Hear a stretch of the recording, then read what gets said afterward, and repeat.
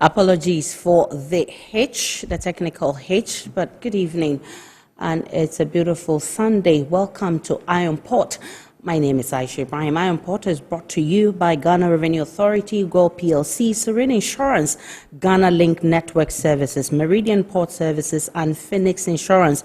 The show is proudly powered by the Ghana Ports and Harbours Authority-GPHA, and our media partner is the Business and Financial Times, BNFT. Get the Thursday edition of the BNFT newspaper and get updates in case you miss anything on the show. Remember, you can also join us live at all our social media handles. On Facebook, we're streaming live on Ghana Ports and Harbours Authority, also at the Port of Tema. And on YouTube, we're streaming live at Iron Port. Remember, you also get the opportunity to interact with us via our dedicated WhatsApp line at 0538037353.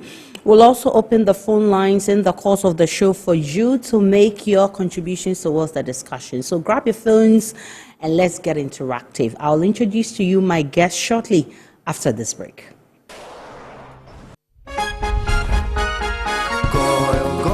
Good energy brings you quality choices with Goil Super XP. Available in many Goil stations nationwide. It is fortified with special additives that help your engine perform better and use less fuel. Branch into a Goil station today and energize your ride with Goil Super XP, compatible with most vehicles. Goil Super XP, Wufilia, huh? Wubefeel. Goil, good energy. Yeah, yeah. Electricity, then pay your taxes. Yeah. Our taxes, our future. Because you see, without our taxes, we wouldn't have good roads, good schools, better hospitals, street lights, and other very important social amenities. When we pay our taxes, we give our children free and quality education. Talga, my money too small. Why should I pay my tax? Look, small. Salifo, it doesn't matter how small or big your business or income is, you still have to pay your taxes.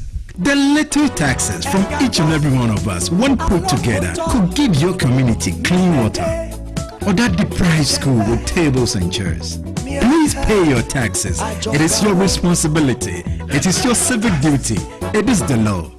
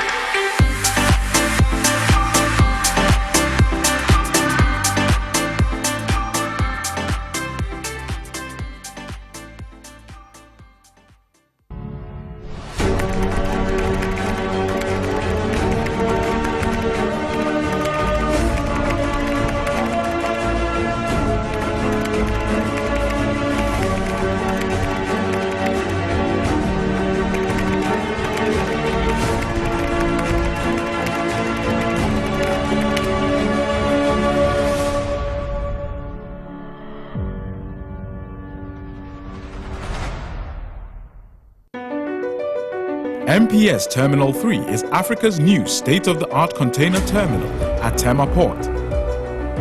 For manufacturers, agro-processors and traders, the new port means business can be done faster. This infrastructure boost will improve Ghana's port handling capacity, connect more trading routes, and oil the engine of growth for the economy, creating greater opportunities across all sectors as Africa's markets merge and become the largest trading bloc globally. MPS, we connect, you thrive. Business and life can be like the sea sometimes. Sometimes serene, sometimes calm, sometimes turbulent, and at times it brings the unexpected. However it is like, trust Phoenix Insurance for your home, car, business, and marine insurance needs, call 0302 246 319 or 0243 690 492. At Phoenix, you experience a delightful service delivered with wisdom. Welcome back to Iron Port. Iron Port is proudly powered by the Ghana Ports and Harbours Authority-GPHA. Well, during the week, a lot happened at the port and the maritime industry. Here is what you missed. The Ghana Ports and Harbours Authority has commissioned a multi-purpose vessel at the port of Tema. The state-of-the-art multi-purpose vessel is set to enhance the country's maritime and logistic infrastructure, further strengthening Ghana's position as a leading maritime hub in the region. The new multi-purpose vessel will enhance the operational capabilities of Ghana's port and ensure safety and sustainability of the country's maritime domain.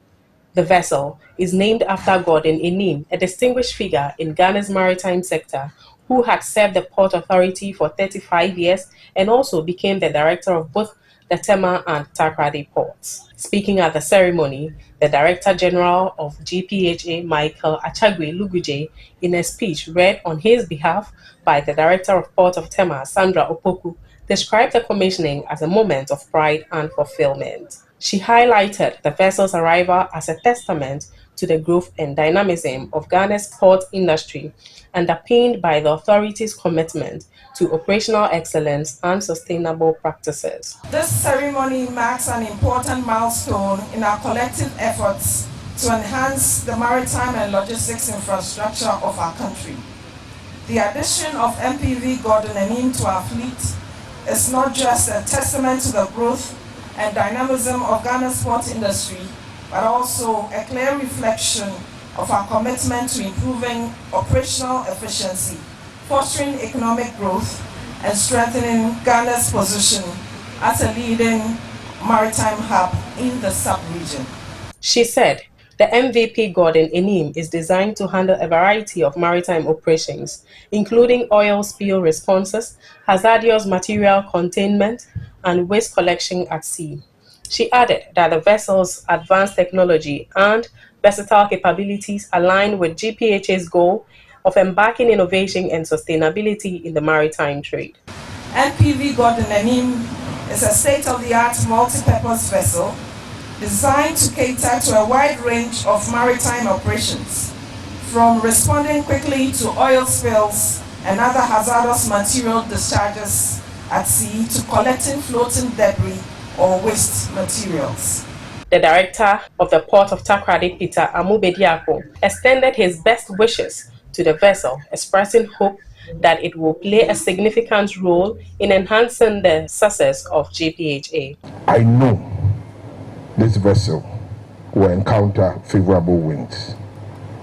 I know it will also encounter calm seas, just representative of who Mr. Gordon Enim is. I know that this vessel will sail forth to a future as bright and promising as the effort that has brought this vessel into being. The honoree expressed his profound gratitude to the board, management, and staff of GPHA for the honor done him. Your recognition of my contribution to the port and maritime industry is particularly refreshing, and I'm proud to be associated with a reputable organization like Ghana Ports and Harbours Authority. Your gesture not only warms my heart, but also inspires me to continue contribution to the maritime industry, even in retirement. This MVP will also help address both environmental and operational challenges while improving the safety, efficiency, and sustainability across the ports of Tema.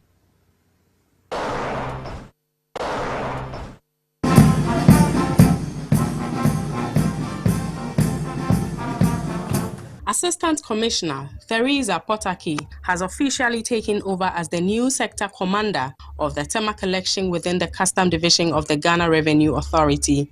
With a distinguished career spanning over several years in customs, Theresa Potakey brings a wealth of experience and expertise to her new role. Prior to her appointment, she served as assistant to the outgoing sector commander, Assistant Commissioner Christiana Odi Ejay. At a ceremony held to bid farewell to the outgoing sector commander, Assistant Commissioner Christiana Odi-Ejay, stakeholders in the port industry commended her exceptional contribution to ensuring the smooth clearance of goods at the port of Tema. Assistant Commissioner Odi-Ejay, who assumed the position on January 6, 2023, was the 26th sector commander of the Tema collection and notably the first female to hold the position. The Commissioner of the Custom Division, GRA, Brigadier General Zibrim Bawa Ayorogo, praised her professionalism and dedication, describing her leadership as a cornerstone of the sector's culture of excellence.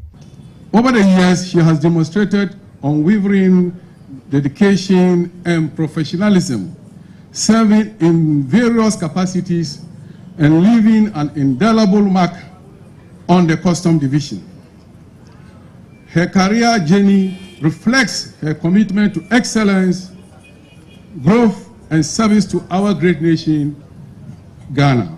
In her farewell address, Assistant Commissioner Odi-Ejay reflected on her achievements during her tenure and expressed heartfelt gratitude to the sector and its stakeholders for their unwavering support. We have faced challenges, overcome obstacles, and achieved greatness together. I am so proud of what we have accomplished. As I bid you farewell, I'm leaving with memories that I will cherish forever. Be influenced by the lessons learned, guard the friendship forged, and value the experiences shared. The event also featured a ceremonial change of baton and a traditional pull-out to mark her departure. In a related development, the Tema Custom Division of the GRA hosted its annual get-together and awards night to recognize and celebrate hardworking officers who have made significant contribution to the sector's growth and operational success.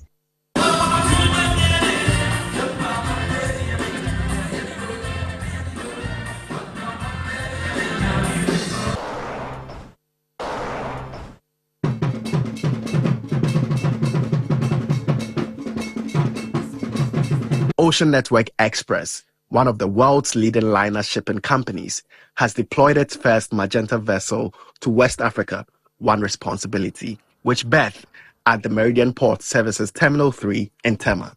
This milestone demonstrates the shipping line's strong commitment to the West African region and Ghana's strategic role in regional trade. Measuring 280 meters in length and boasting a capacity of 7,000 TEUs, the arrival of One Responsibility signals a significant boost for maritime trade and infrastructure in the region. The Chief Executive Officer of Meridian Port Services, Mohammed Samara, reaffirmed MPS' dedication to delivering world-class services to vessels and their clients. He expressed gratitude to One for entrusting MPS with the handling of their vessels and highlighted the terminal's readiness to meet the demands of global shipping standards. This ship, this beautiful ship, is the equivalent of 3 stadiums, I believe. It's about 280 meters long. That's like 3 football fields aligned, you know. So for this to dock over here, obviously there was quite an investment, and for ONE to deploy such a vessel on this trade shows a massive commitment to market, massive commitment to the customers itself, for transit time, for better, you know, connectivity, etc., etc. So we are proud to be of good service for ONE, and we are proud to be of good service for the customers of ONE, you know, to facilitate their trade. Not only the inbound one, but we have to look also at the outbound. In her remarks, the Marketing and Corporate Affairs Manager of Ghana Ports and Harbours Authority, Nanesi Soderberg, emphasized the vessel's potential to further enhance trade across the West African sub-region. She noted that such developments contribute significantly to the growth and efficiency of Ghana's ports, positioning them as critical hubs for international trade. This is one of the vessels that will add to the growth of trade in our sub-region, and we believe that even as we develop and help Ghana grow, the region as a whole should also grow alongside. And vessels like this with volumes like these can contribute greatly to the development of our West African region. The managing director of Ocean Network Express, Richard Smith, expressed optimism about the opportunities in West Africa, adding that the company is committed to becoming a more significant player in the West African market. He also highlighted that the deployment of One Responsibility will address challenges such as limited space and equipment availability, ensuring better service for the company's customers. We want our customers to be able to book with One with confidence, knowing that when they book, their container will be loaded on the vessel that they booked on. And these vessels are twice the size of the vessels that were coming previously. So we have a lot more space available for our import customers and also for Ghana's exports. When we're in the peak agro-commodity season, we really need that extra space to get Ghana's products to their global markets. The arrival of One Responsibility at the port of Tema underscores the growing importance of West Africa in global trade routes and the strategic investments being made to meet the demands of the maritime industry. The International Chamber of Commerce Ghana has commended the impressive infrastructure at the MPS Terminal 3 and the overall ease of doing business at Ghana's ports. Members of the chamber believe these advancements are pivotal in creating a conducive environment for trade to thrive. During a visit to the MPS Terminal 3, as part of their annual general meeting, ICC-Ghana members observed the terminal's operations and lauded its state-of-the-art facilities. They noted that the unique investment in Terminal 3, coupled with its efficiency in trade facilitation, would significantly boost Ghana's position as a leader in regional commerce. The Secretary General of ICC Ghana, Emmanuel Doni Kwame, highlighted the terminal's potential to attract substantial investments and increase trade volumes. He emphasized that Ghana's role in championing the Africa Continental Free Trade Area makes such infrastructure critical for the region's economic integration and growth. So our job is to use what we see here as a model to sell to the rest of the world and attract the necessary investment into Ghana and into the continent. And once you have it, definitely trade facilitation will be more efficient, and then the cost of doing business, the cost of products, cost of services will definitely come down. Other ICC Ghana members advocated for further leveraging digitalization in Ghana's port operations. They stressed that adopting advanced technologies would enhance efficiency, improve competitiveness, and position the country ahead of others in the sub-region. What we're all seeing here at MPS Terminal 3 is a clear example of what can happen to our economy, our country, if we will adapt this whole digitization, drive or movement, and actually implement the technologies that will ensure its maximum utilization. We are looking at more enhancement and trade facilitation in the port of Tema so that it will continue to be the gateway to West Africa and for Ghana to continue to be strategically located to serve and to feed the Sahelian countries of Burkina, Mali and Niger. The CEO of Meridian Port Services Limited, Mohamed Samara, who also serves as the vice chairman of ICC Ghana, provided insights into the terminal's strategic advantages. He noted that the port of Tema boasts the deepest harbour on the west coast of Africa, and MPS Terminal 3 has unlocked numerous markets through enhanced connectivity along the West African coast. They are responding, with those mega ships over here. It's because we have enabled this to happen. And with this enabling things, it means that the customer here, or the importer, he shortened his transit time, he has better freight rate, adding more competition onto the trade, and so on and so forth. So basically, all that pours to the benefit of Ghana's trade and industry. The executive director of Whitestone Shipbrokers, Gertrude Ohene-Sienim, underscored the importance of continuous training for stakeholders in international trade. She emphasized that improving knowledge and capacity building among stakeholders would facilitate smoother trade processes and foster economic growth. Training is a way of enhancing our business goals and also help us to improve, cut down on inefficiencies and improve on the skills of our staff to be able to have the overall benefit of improving their skills. The visit reinforced ICC Ghana's commitment to supporting Ghana's ports and trade infrastructure recognizing their pivotal role in driving economic development across the region.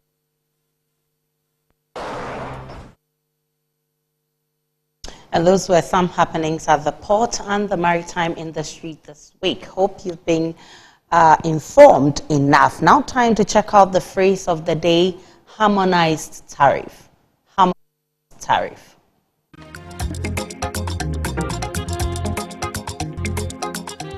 Harmonized tariff system refers to an organized listing of goods and their duty rate, which is primarily used by customs as the basis for classifying imported products and therefore establishing the applicable duties.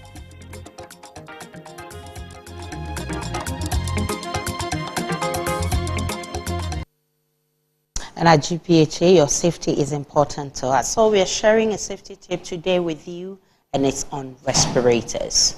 Respirators. Respirators. A respirator is a respiratory protective device designed to achieve a very close facial fit and very efficient filtration of airborne particles. Note that the edge of the respirator are designed to form a seal around the nose and mouth. Respirators are manufactured for use in construction and other industrial type jobs that expose workers to dust and small particles. Incorporating respiratory protection safety signs into your workplace is a straightforward yet powerful step towards ensuring the health and safety of everyone on site. These signs help create a safer, more informed work environment and clearly communicating hazards and necessary precautions.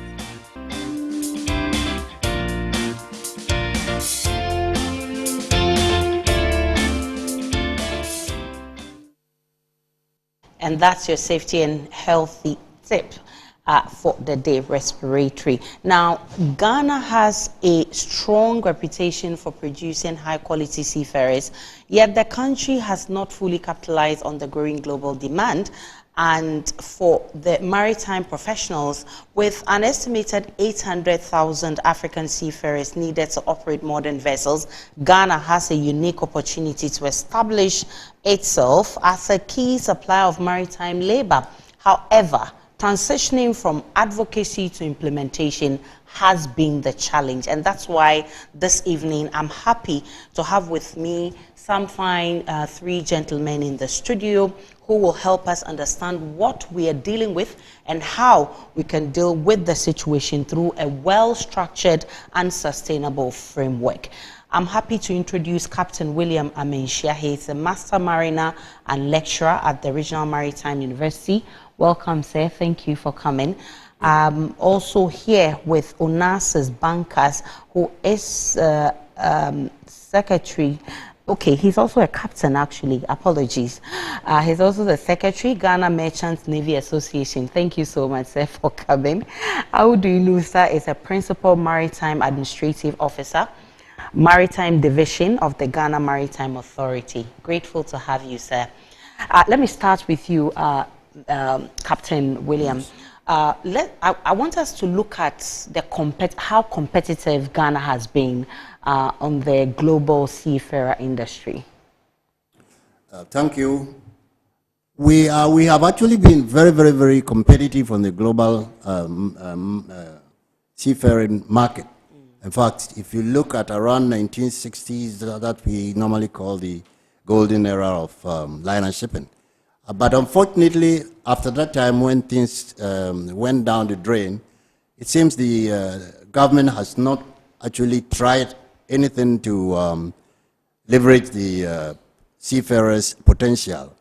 So for the past 2 decades, the Ghanaian seafarers have been advocating to the government for the need to create an conducive environment that will enable the country to become a major exporter of seafarers.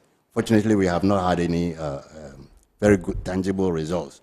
So because the conditions in the industry are very, very favorable now, we have decided to, through our mouthpiece, the Ghana Merchant Navy Officers Association, to start organizing a couple of symposiums so that we can educate the public, make them aware of the potential to export seafarers. Because, for example, we know that Philippines, we've always been talking about Philippines, but people do not actually see the what Philippines is doing. Unfortunately, African countries, none of us has started it. And the Far East countries have actually started it. Philippines, for example, is bringing in almost about $6 billion US dollars every month.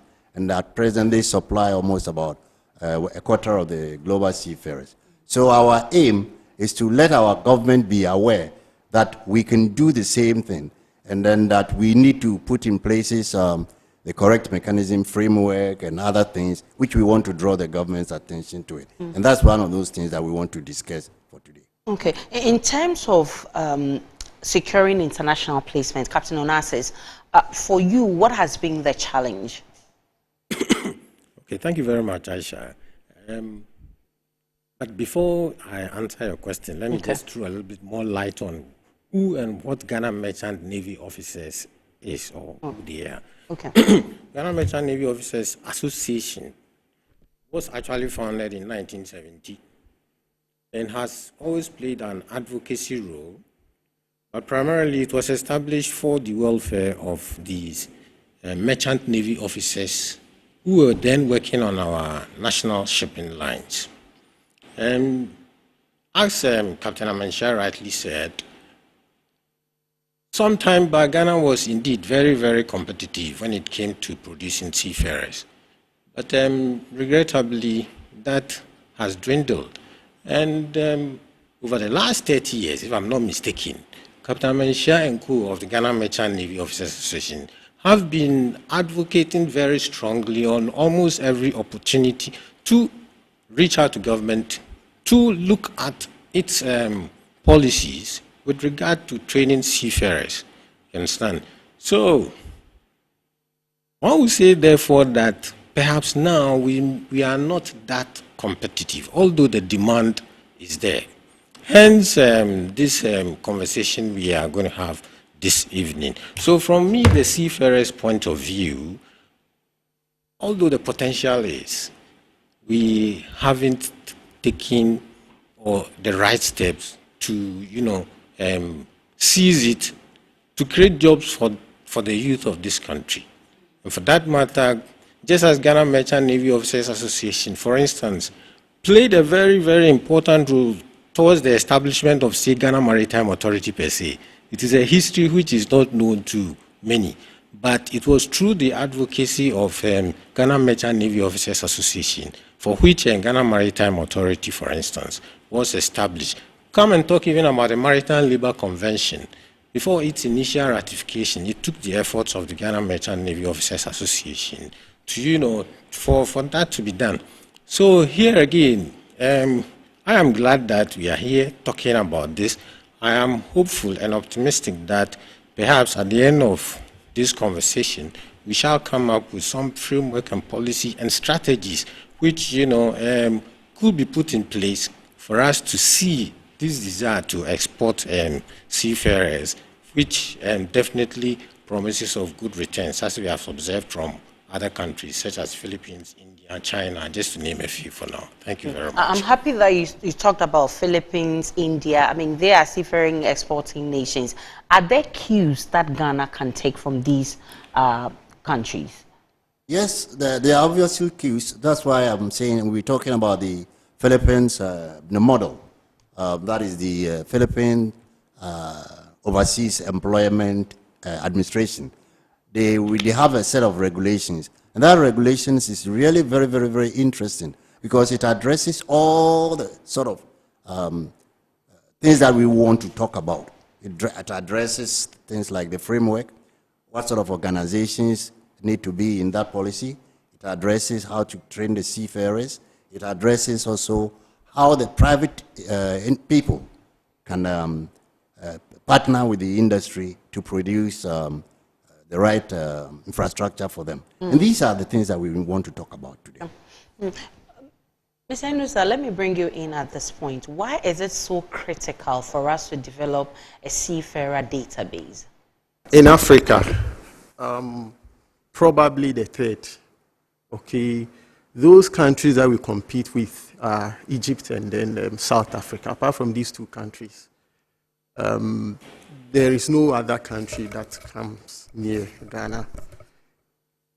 Even with Ethiopia, Ethiopia has a shipping line, but most of their seafarers were trained here in Ghana. When it comes to the institutional framework, the legal framework, even the educational framework, these things are in place, okay? For instance, Ghana has ratified the Maritime Labour Convention. We are also implementing the International Convention on Standards of Training, Certification and Watchkeeping for Seafarers. That's the STCW Convention. Just last year, Ghana was maintained on the white list, meaning that we have given full and complete effect to the provisions of the STCW Convention. That involves a lot, meaning that our maritime education and training institutes have been audited and found to be among one of the best. It has met international standards. The Maritime Authority itself has also met that requirement. The lecturers or the instructors have met those requirements. So all these things are in place. What I would say is probably the numbers are not encouraging. Okay. So one of the things that we have put in place are what you mentioned, the Seafarers database. Seafarers database is, to put it simply, is just a register. Okay. Currently, we have an electronic database. And apart from weekends, every day we capture seafarers. Every day we capture seafarers. So if you go into our database, we have the different categories of seafarers that we need. What I think currently is a challenge is the opportunity for shipboard training. Okay, because anybody who comes in Ghana, they want to recruit, especially during the COVID. They mentioned Philippines, but Philippines was having a lot of challenge. It couldn't meet the standards under the IMO. It couldn't go through the audit that Ghana passed. Okay, the only reason that they couldn't stop Philippines is because they command a very large number of seafarers. Okay. But when it comes to the education itself, like I mentioned, the challenge that we have is the shipboard training. Because when you train somebody, you expect that the person, one thing that the maritime industry requires is, it's not about book knowledge, it's about competence. And when we talk about competence, we're talking about knowledge, we are talking about skill, we are talking about the right attitude. Okay, you go into the RMU, the Regional Maritime University, they have the knowledge there, they have the skill there, the knowledge and the attitude, you pick it there. Because what the lecturers are doing is to transfer knowledge to the would-be seafarers, the cadets, the ratings. But when it comes to the shipboard training, because a number of seafarers are at home because of the absence of shipboard training, that is currently the challenge. If you are able to get enough seafarers who have shipboard training, I think much of the challenge that we have will be solved. But in terms of recruitment and career tracking, what is the role of a centralized registry? So the register, what the register does is that it contains all persons who have been trained. Okay. Okay, persons who are certificated. We have different categories of seafarers who belong to different departments. So when other recruitment and placement service provider or a shipping line or a vessel owner comes in, what he is interested in is the person I'm going to employ. Is he really competent? Yeah. Okay, so what the person does is to seek for information. So if those individuals were trained in Ghana and they have been certificated, then their names will be on the register, and we make this information available free of charge to vessel owners, recruitment and placement service providers. Yeah. In terms of maintaining and updating this register, Captain Amenshia, whose role is this? Who should be doing this? Thank you, Maja.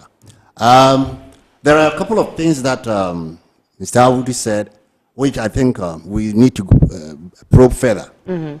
What we are trying to talk about now is that we need to address this particular framework that we're talking about from two thematic areas. Angles. We'll address it from the quality-wise, and we also address it from the quantity-wise. Okay. Because we are talking about being a labor supply country.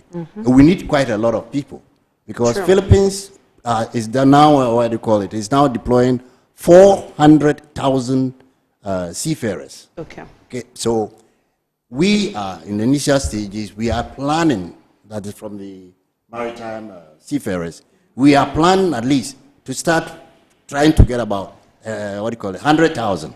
Okay, then we can pat ourselves a little bit on the back and say that we're okay. For quality-wise, as Mr. Audi said, we are quite good. I mean, all our syllabuses and maritime institutions, they're all on the white list. Of course, Philippines found it tough to come back on the white list. I mean, they were off for about 6 years and so and so. But because they have the numbers, 400,000, it means nobody wanted to leave it that, okay, if they can't meet it, let's leave them. So they actually got a lot of help. And they are still getting quite a lot of help for training. That's what we don't have. And that is why we're going to try to talk about all these things. Even if not here, we'll try and talk about it during our training, symposiums. Yeah. We're going to talk about it. In maritime training programs, are there gaps currently as we speak? There are quite a lot of gaps. There are because I'm a lecturer at the Regional Maritime University. There are quite a lot of gaps. As he rightly said, there's a difference between our certificate, that's called a certificate of competency, and a normal university degree. Okay, the normal academic degrees and all those things, you get knowledge about it. But with our certificate of competency, we give you the skills to translate, I use that word, translate acquired knowledge into successful job performance. That is what the industry needs. And in order to get you to do all these things, we need a lot of things. One, we need a training platform, a training ship. That is the first thing. Then we need a lot of simulators. Okay, because nowadays, we do a lot of things on the simulator. And the maritime, the only simulator we have is probably in the Regional Maritime, and I don't think it's even very, very, very good. So that's where we're trying to get these, especially the banks. We're going to try and deal with them, and we tell them that, listen, we would like you, and there must be a policy for that, we would like you to build simulators. Maybe we need about 10 or something, or 16. Each region will have one. And what you are going to do is, of course, people are coming to use it for training. They're going to pay. But then we're going to try and convince the government to add a little bit of incentive. I call it incentive. Now listen, we're trying to produce seafarers for the maritime industry. They will need to be transferring money. And for example, if you talk about Philippines, they're transferring almost about $6 billion a year. So let's take about maybe about 2 billion. Let's start, be modest, let's start with about 2 billion. If you are getting 2 billion coming in, and they are going to have it, transferred to Ghana, I mean, the banks are going to make quite a lot of money about. And these are some of the things that we need to talk about so that the banks will really do that. Because the government cannot get that amount of money to get the things that we need. So that's one of those things that we want to educate the public, and we tell the government, please, can you help us do this? Because for the training, most of the seafarers themselves pay for their training. But if we have the facilities, they will be able to use them. And those are the things that we want the public to be aware of. So in terms of these simulators, the problem that Captain Amensia has just outlined, including training from other countries, I mean, how can we resolve this issue, Captain Bankas? Yes, but before I come to that, I want to go back to the data as to the question of who is supposed to keep this data. Another group of stakeholders who could be in a position of keeping this data are, for instance, the seafarer labor unions. You understand? Because we are supposed to, or we represent our seafarers, we are supposed to sit with their employers to negotiate their terms of employment, etc. You understand? Because in recent times, you find all manner of people calling themselves captains, chief engineers, etc. And interestingly, the media is giving ears to them. And they may be doing something quite good. But however, that person parading himself saying, I am a so-so-so-so, isn't. Who will rebuff that than the union? You understand? I don't want to, but there's a newsprint out there in which there's a certain Captain Thomas. Well, from our point of view, or yes, from where we are coming from, he is not a captain. But you see, anybody at all can call himself a captain. But when we are talking about seafarers, there is a clear definition as to who a captain is. And for that matter, I think the public and even our own seafarers must be warned. They must be advised. Challenge, now to my colleague from GME, I will beg to differ to say that Ghana is actually competitive. Given the challenges he has stated here, you don't have a training ship, you don't have simulators. Why? The ship owners are definitely aware. And indeed, one big challenge that we have now is that we have quite a chunk of, people trained and are not only are unemployed. A number come to the Regional Maritime University. For instance, we are running a new course now for which when the student and they graduate, they are just there, although they have been given some certificate of training, but without the practical. So indeed, we have to look at our training model if we want to actually become competitive. You understand? Yes, as a seafarer's representative, this is how I see it. Yes, we have met the minimum standards. Right, but you see, just last week, you hosted Benal Schulte here, building a training center.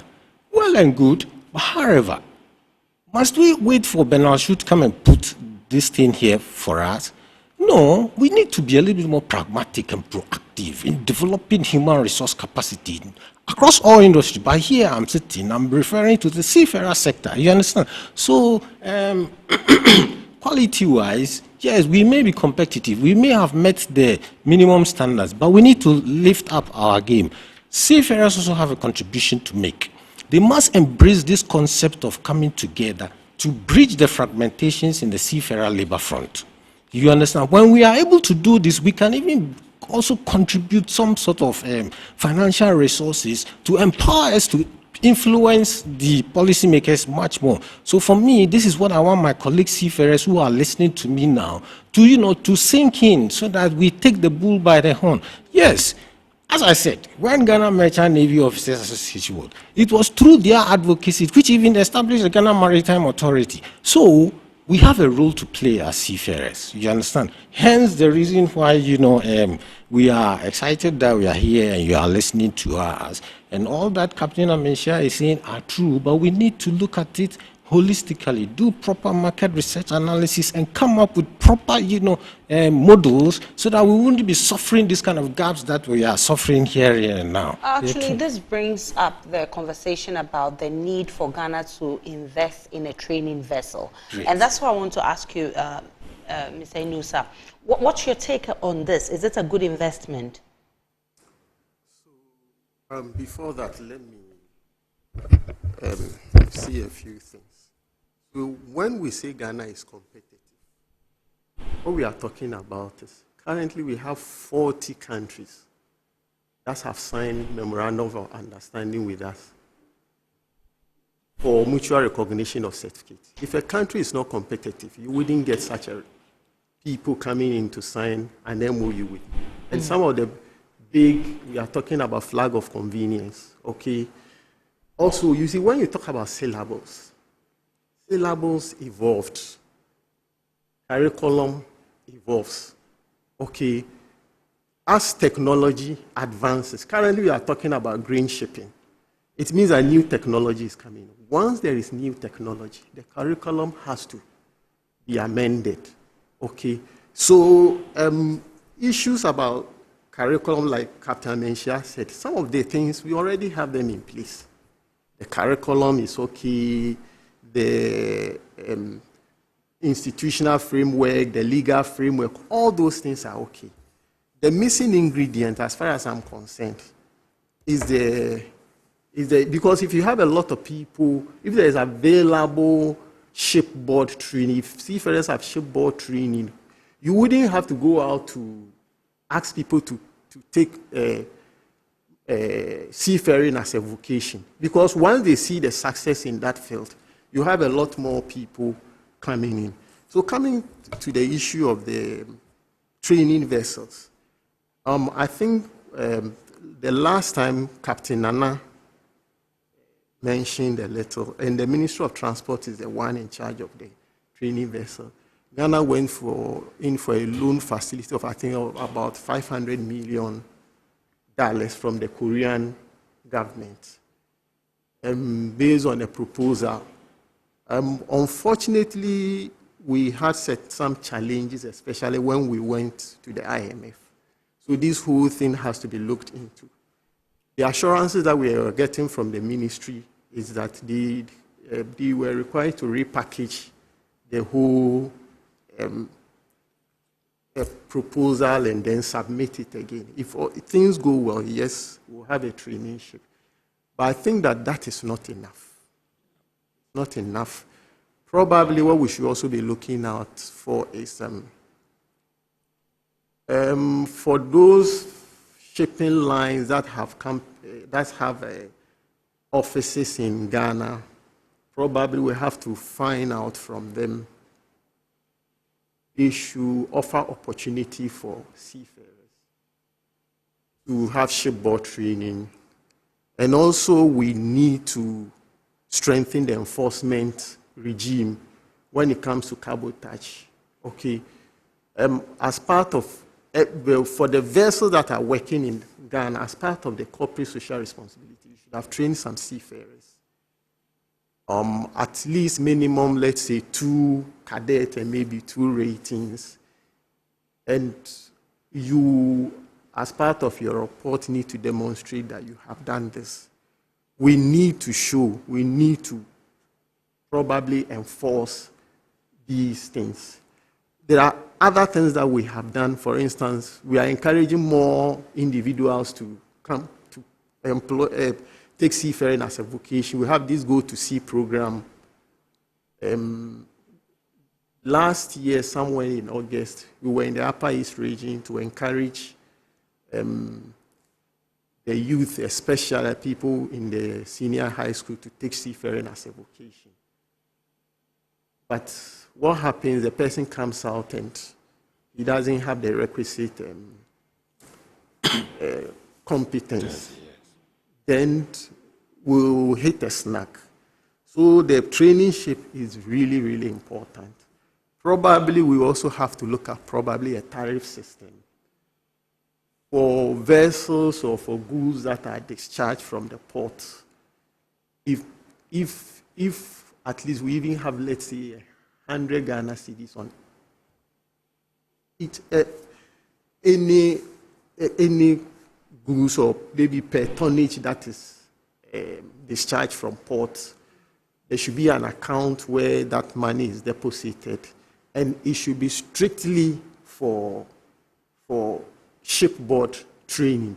If you are able to do that, nobody is going to ask anybody to take seafaring as a vocation. Because like Captain mentioned, the 2 captains mentioned, the opportunities are there. Unfortunately, the challenge of, and when we talk about shipboard training, it's not just with Ghana, okay?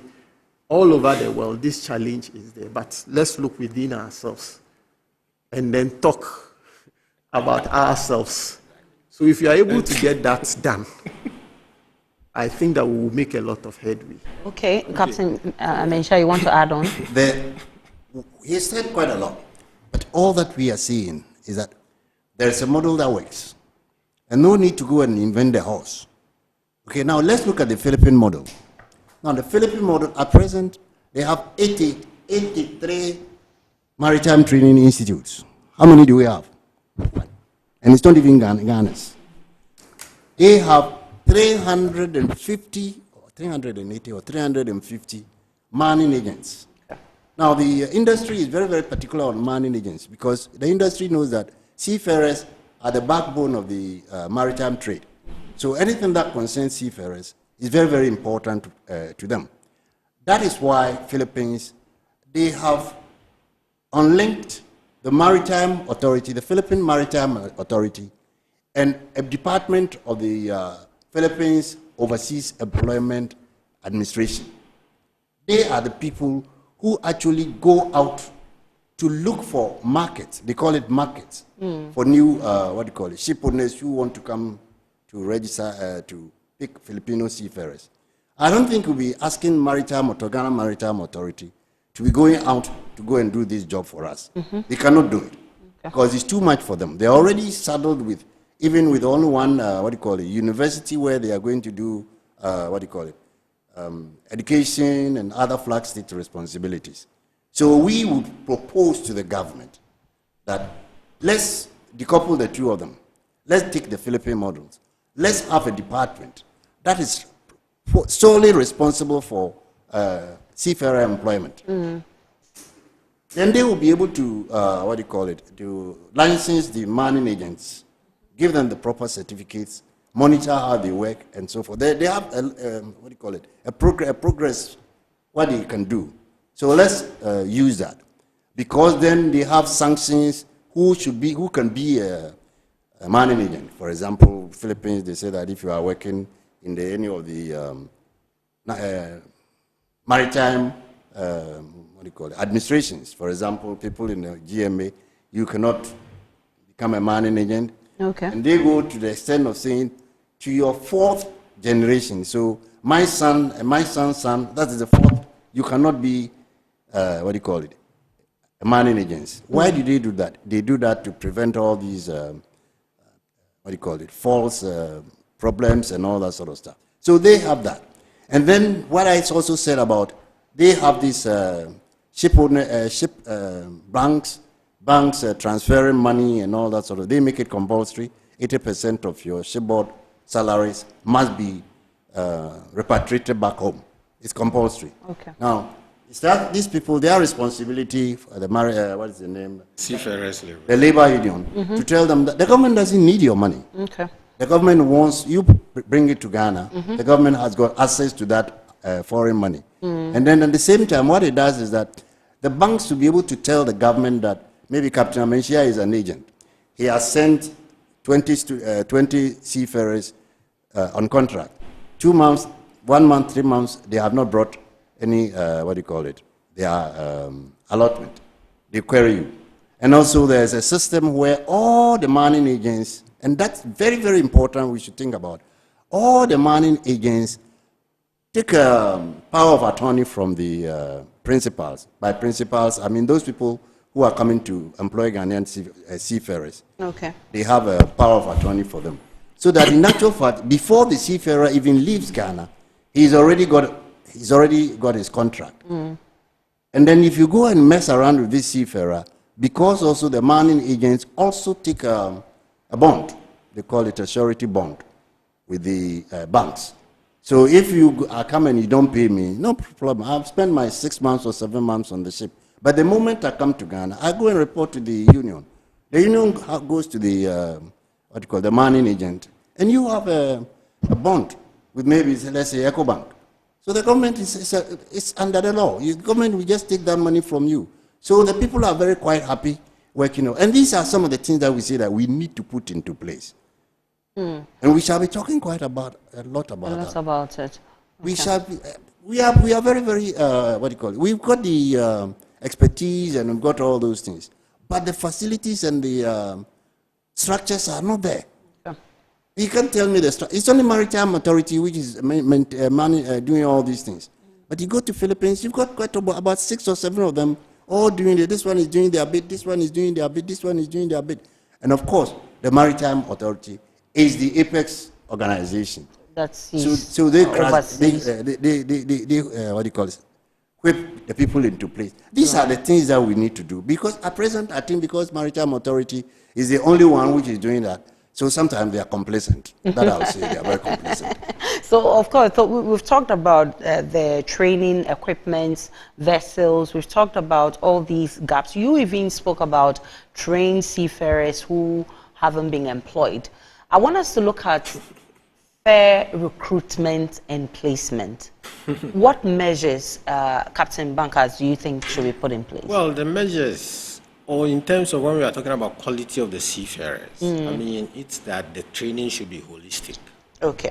and that the guy has gone through it without any missing gaps, you know. So, so we need to look at the training and then the training model, and then make sure that we close the gaps. It's not as though we do not know the gaps. We do know. The biggest elephant here is about, I believe, funding.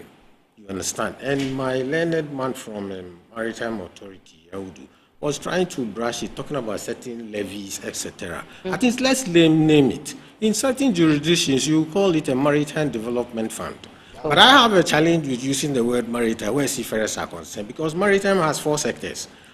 There should be a seafarers fund. That is what I will advocate for. Okay. You understand? Who will be the contributors? Let us all sit down. At this table, I would have been very happy to see, for instance, see the ship owners and leaders, because they are my employers, you understand? They should be part of this conversation.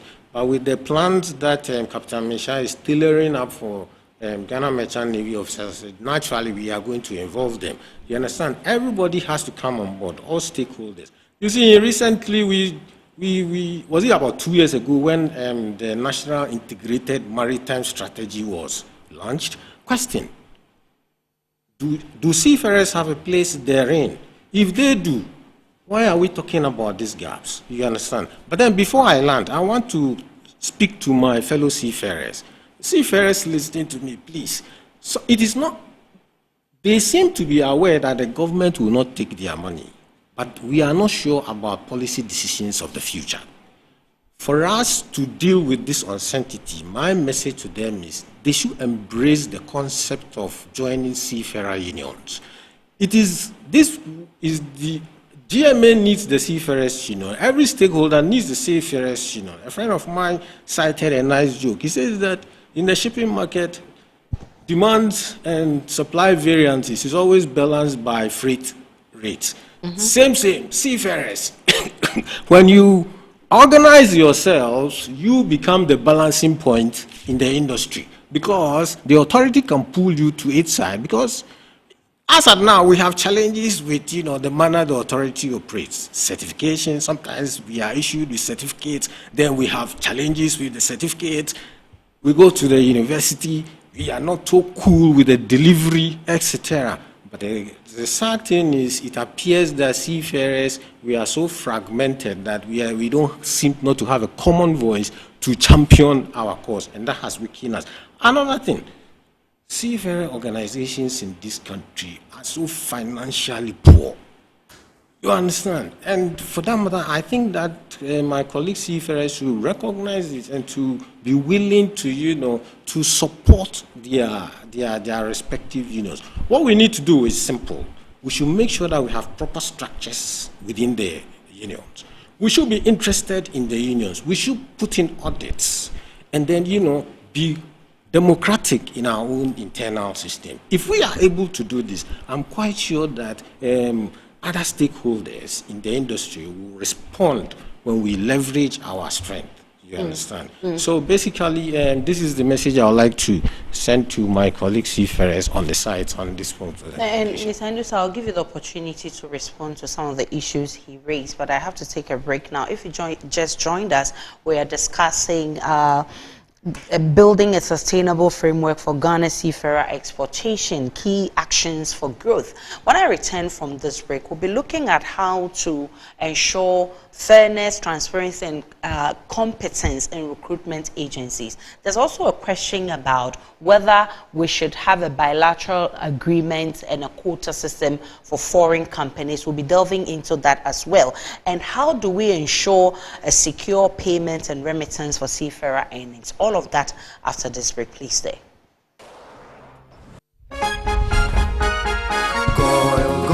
Good energy brings you quality choices with Goil Super XP. Available in many Goil stations nationwide. It is fortified with special additives that help your engine perform better and use less fuel.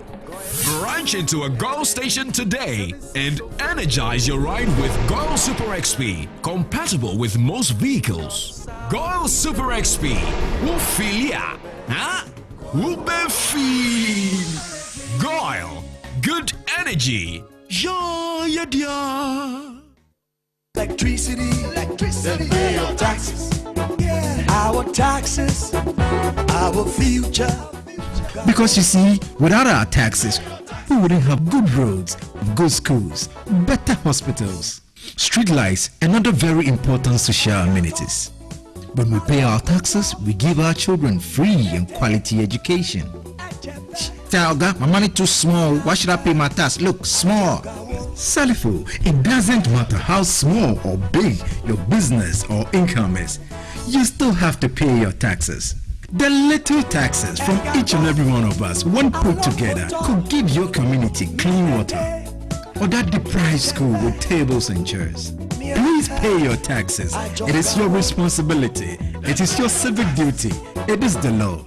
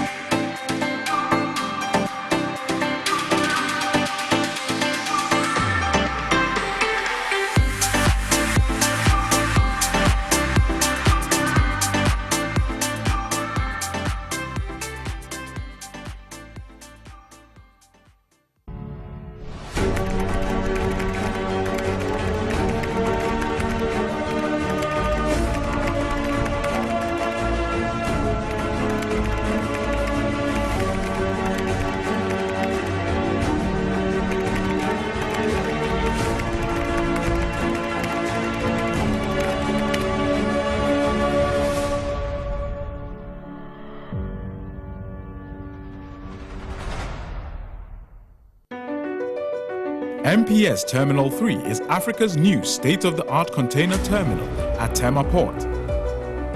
For manufacturers, agro-processors and traders, the new port means business can be done faster.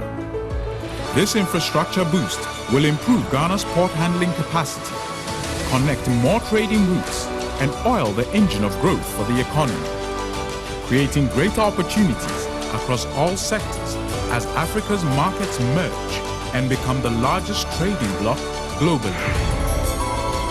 MPS, we connect, you thrive. Business and life can be like the sea sometimes. Sometimes serene, sometimes calm, sometimes turbulent, and at times it brings the unexpected. However it is like, trust Phoenix Insurance for your home, car, business, and marine insurance needs. Call 0302-246-319 or 0243-690-492. At Phoenix, you experience a delightful service delivered with wisdom. Welcome back to Iron Pot. Remember, we are discussing seafarers and how we can resolve some of the challenges there. Before we went on that break, Mr. Inusa, I told you that I'll be giving you the opportunity to respond to some of the issues that have been raised. What were the issues? Yes. Okay. So, and before that, let me announce that the phone lines are open: 0245834980, 0245834980. You can also call into the show and share your comments. I have some messages on WhatsApp as well. I will be sharing. Some of them are questions, actually. We'll be getting to respond to them. Mr. Inusa. Okay, so when it comes to the issue of the Philippine Overseas Employment Agency, it's not an agency that's only responsible for seafarers. It has a wider scope. It's about what Philippines is interested in is human resource, sending people outside to work. So that is the responsibility of the Philippine Overseas Employment Agency. So like Captain said, probably we can look at something of that sort, but our attention is more with seafarers. And then Captain Bankers also mentioned issues about certificates. He has issues with the Maritime Administration. Unfortunately, he didn't mention anything, so He didn't mention exactly what the challenges are, so I'm unable to speak to it. Okay. Okay, I and think, you were talking about fair recruitment. You will have the opportunity to mention the challenges so that you can address You were them. talking about fair recruitment, okay. So when it comes to issues about fair recruitment, normally we are guided by the Maritime Labour Convention. Ghana has ratified the Maritime Labour Convention. We have the localized legislation, that is the LI 2226. Ghana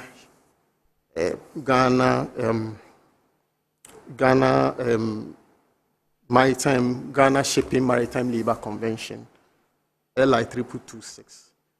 And normally with fair recruitment, you are looking at issues of forced labor, child labor, human trafficking, modern slavery, that these things will be taken out of the system. So if we have to take these out of the system, we need a very well resourced and audited recruitment and placement service providers, because normally they serve as a link. We are a seafarer supply state. So if the recruitment and placement service providers are not good, it creates a lot of problem. That is where the issue that Captain Bankers mentioned. If you have individuals who are not registered and they come in, normally what these people do is they say all sorts of things to these seafarers, and then they get them sometimes printing of fake documents, charging of illegal fees.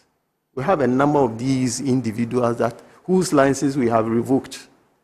And some of these individuals think that because there is a change in government, they are going to have a comeback.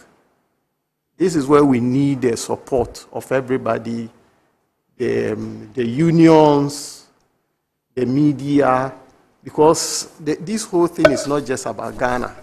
The ITF is watching us. The International Labour Organization is watching us. The International Maritime Organization is watching us. You don't open up your maritime space to people who exploit individuals, who charge individuals illegal fees. You call someone and he tells you, I'm ready to recruit you, but 1 month of your salary is mine. That is against the Maritime Labour Convention. So for us to ensure a fair recruitment regime, we need to ensure that the current system that is in is maintained. We don't encourage persons who have the interest of fleecing seafarers into the system. We have to maintain our enforcement regime, deal with human trafficking, child labor, forced labor. Also issues relating to CBA, collective bargaining agreement. What is going to happen this year is we don't have the vessel owners here, okay? We have the seafarer recruitment and placement service providers who act for and on behalf of the vessel owners. But we still need a collective bargaining agreement. Okay. I have a caller on. William Ofori is calling from Dacoman. Good evening, William Ofori. Good evening, madam. How are you? I'm very well. Let's hear you. So I share the same sentiment with which my colleague is saying. You understand? These agencies, can you hear me? Yes, loud and clear. Sure. Thank you so much. These agencies will charge a lot of money, maybe your month's salary. Upon that, you take your document to the agency. There's no work done. Understand? They will not even get back to you. It will say a whole lot. Registration, frustration here and there. So I don't know. What's the way forward now? Well, for me, what's working with, how to call it? Sonship. Your man know. My colleagues have been coming to me.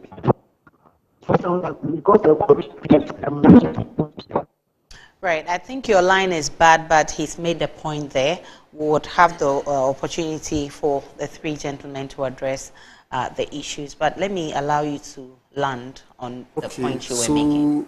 The CBA, we are going to have the seafarers unions on one side. We are going to have the recruitment and placement service providers acting on behalf of the vessel owners on one side, and then the Labour Department, the Ghana Maritime Authority, acting as the regulators. We are going to ensure that they engage and come out with a very comprehensive CBA that will serve as a guide for the recruitment and placement of Ghanaian seafarers. Okay. And he mentioned issue about the charging of fees, and those are the things that I mentioned. If anybody asks you to pay any fee before he engages you, please, the person is engaged in fraud. The Maritime Labour Convention frowns on that. The only thing that you are supposed to pay for are your COCs, your passport, your discharge book. Those are the things that you pay for. If anybody asks you to pay for a registration fee, your 1 month salary, those are the unscrupulous recruitment and placement service providers that we want to avoid. And if anybody is asking you to do these things, please let us know so that we intervene. Okay, William Ofori, you heard that. We also have Bismarck from Tema. Bismarck, good evening. Thanks for joining us. Good evening, Aisha. Thank you for having me. So I wanted to find out from Captain William if there is any sort of accreditation for organizations who sort of like recruit seafarers for international, organizations as in markets. I just want some clarity on the sort of accreditation there is and the processes to attain such accreditation. Okay, so Captain William, that question goes to you. Yes, and I'll answer that in conjunction with what he just said. Okay. He talked about the Philippine Overseas Employment Administration. They were originally, normally supposed to be for all, Filipinos who are going outside to work. But they have various sections for various trades. For example, I have the Philippines POE regulations for seafarers. Yeah. That was practically for seafarers. And that's what I'm found. That's what I've been basing all my talk on. They set out how much, what the agreement, they call it manning agreement, should be like, what qualifications must the manning agents have, how are they licensed, and their performance. So what we I will be proposing to the government that we don't need to call it overseas employment or something. We could call it Ghanaian seafarers, employment agency. Now, they will be charged with managing the seafarers' employment because we're going to make it into an industry. We take part of the powers of course, the Maritime Authority is usually the apex authority. Just like how we have taken a little bit of, powers from the Attorney General, giving it to OSP or whatever I call it. Mm-hmm. So we could do the same thing. That particular agency, it's called an agency which we could establish. They will be in charge of manning agents, their licensing,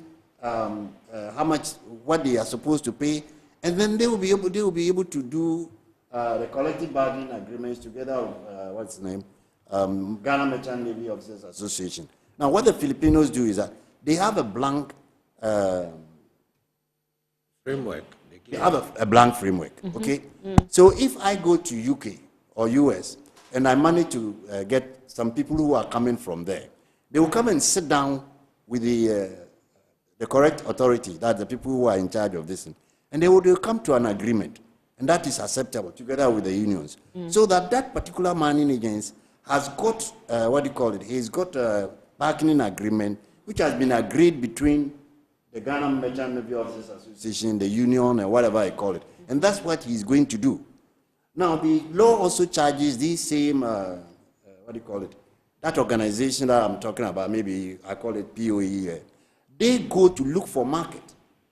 Now, the Philippines, they have what they call the labor attaché to all their embassies.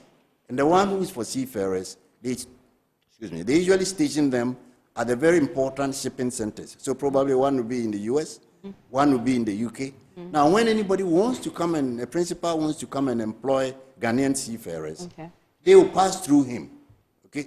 And they are so efficient, they've got the time when applications should be completed. So 15 days, when somebody wants to come and employ from Ghana or something like that. Application he puts in, within 15 days, it must be approved. They do all sorts of things. He must come here. And they have all these things. And that is what we have to do. Because it's time we took some of these load from the Maritime Authority and gave it to some other people who can do it better.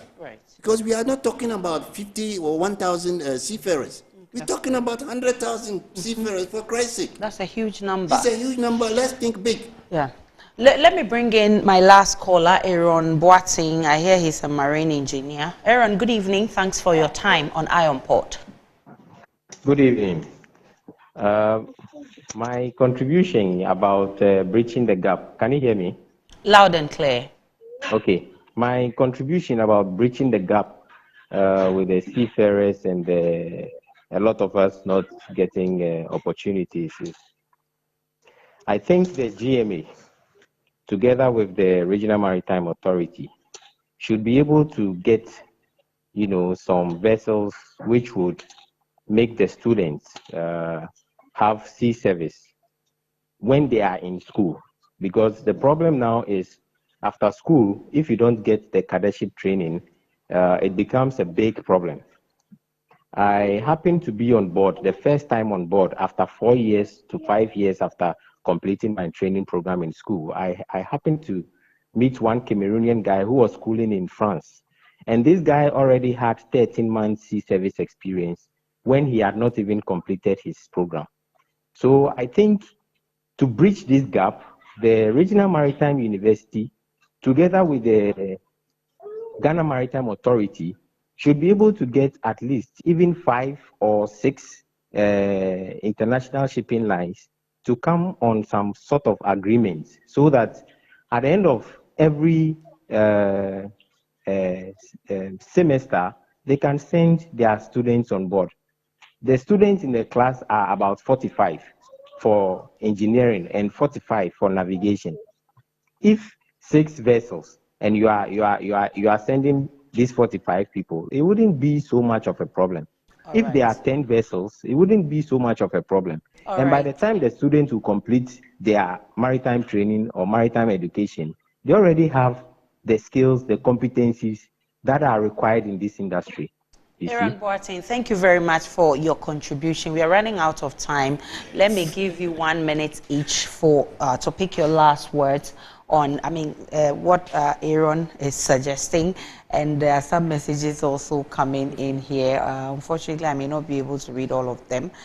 Let me just read this one. He says, can our seafarers be drafted into SNIT contributions during their negotiations so that they will be entitled to SNIT benefits after service of work? Yes, all right, so that will go to Captain Bankers. 1 minute is up. What? My appeal is give us another to continue some other time. But yes, it can be done. So it is all about this collective bargaining agreement. Yeah. You understand? When I am asked, I tell myself that, oh my God, I spent so many years at sea, but without meaningful pension, for instance. You understand? It was all because for me in my sea career, there was nothing like collective bargaining agreement. So that's a huge gap that we need to close. You understand? Then the last one, which he said about the traineeship. Yes, indeed, some of the companies, I have first-hand information, are really ready to collaborate with RMU to, restructure our training model over there so that within that 4 years, they will fuse the onboard training they are into. So it is also a subject that I believe that as we interact and negotiate and talk, it is going to come up.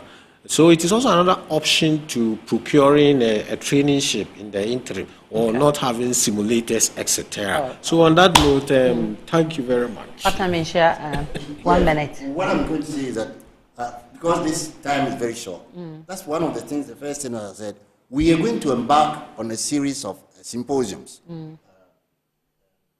Captain Bankers is already aware of it. Probably next year or this year. Yes, next month or the following month. Okay. We're going to start, and we're going to have series of symposiums to educate the people. Okay. So we are telling the seafarers we're going to start, and then they should please join us. Mr. Nusa, a second. I'm sorry, but that's what Sorry, we have. but someone was asking how he could just register as a Seafarer Recruitment and Placement Service Provider. Yes. Yes, so the requirement is in the LI 3226. You can get it online. Okay, it's available. You need to, especially first, you should have a labor certificate from the Labor Department. When you have that, then you officially apply to the Ghana Maritime Authority to be a Seafarer Recruitment and Placement Service Provider. We will equip you with all the information that you need. To be able to render that service. And that's where we draw the curtain. Thank you so much, gentlemen, for your time. Captain William Amenshia is with the Ghana Maritime University. Captain Onassis Bankas is Secretary, Ghana Merchant Navy Association. Audu Nusa is the Principal Maritime Administrative at the Maritime Division of the Ghana Maritime Authority. Let me give mention to our sponsors: Ghana Revenue Authority, Gold PLC, Serene Insurance, Ghana Link Network Services, Meridian Port Services Limited, and Phoenix Insurance. The show is proudly powered by Ghana Port and Harbours Authority, GPHA, and Business and Financial Times is our media partner. Remember to catch the abridged version on GTV on Wednesday, 8:30 p.m. Thank you so much, viewers, for watching. Enjoy the rest of your evening.